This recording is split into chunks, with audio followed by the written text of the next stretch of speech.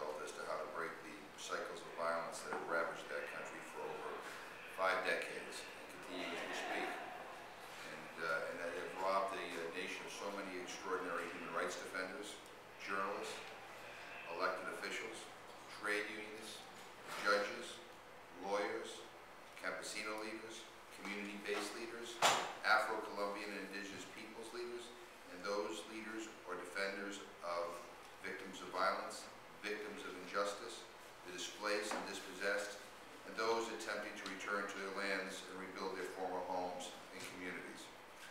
In the Latin American tradition, we know that all these Colombians are presente in our lives, our thoughts, our actions, and our prayers. They are not forgotten. But there comes a time, maybe more than once, maybe embodied in a lifetime of struggle and work, when we have to say enough is enough.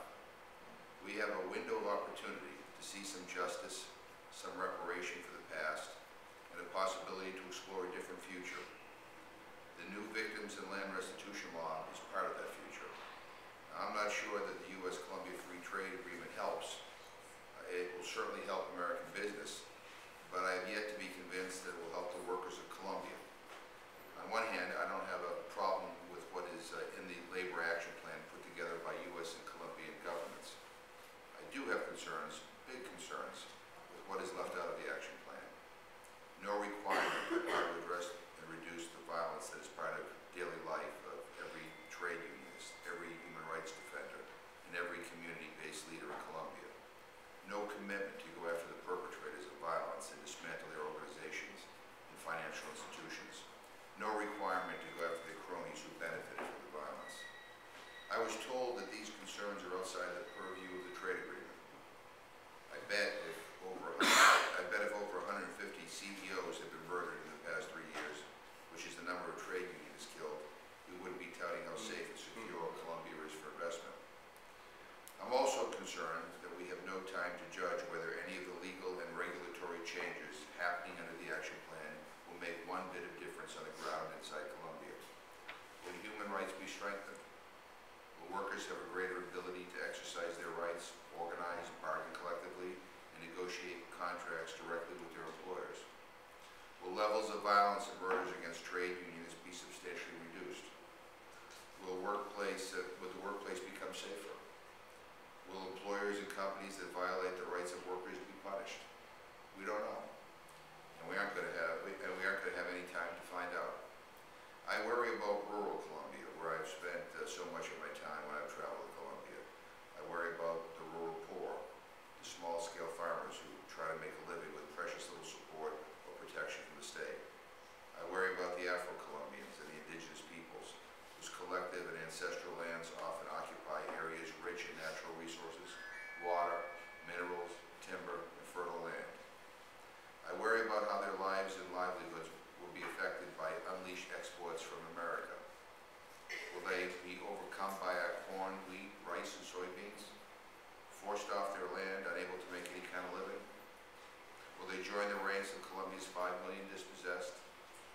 Will they move to even more marginal land and start growing the only crops left to them to cultivate, coca and poppy?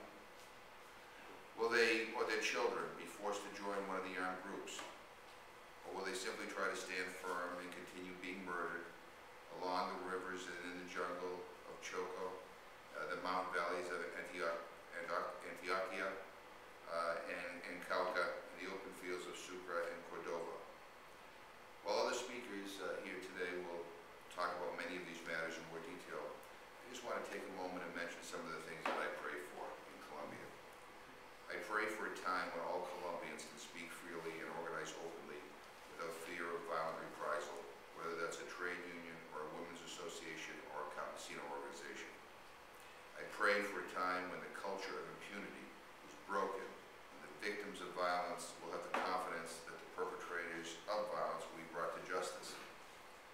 I pray that judges and lawyers can go to court and not worry about whether they or their children will be killed. I pray for a time when no one loses an arm or a leg or life to landmines. I pray for a time when no Colombian is held hostage and all the kidnapped have been reunited with their families. I pray for a time when the people outside the cities, the rural poor,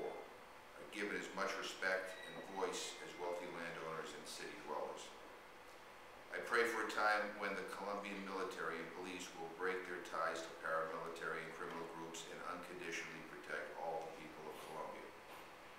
I pray for a time when Colombians will stop the death threats, the assassinations, the mass killings of their fellow sisters and brothers in Colombia.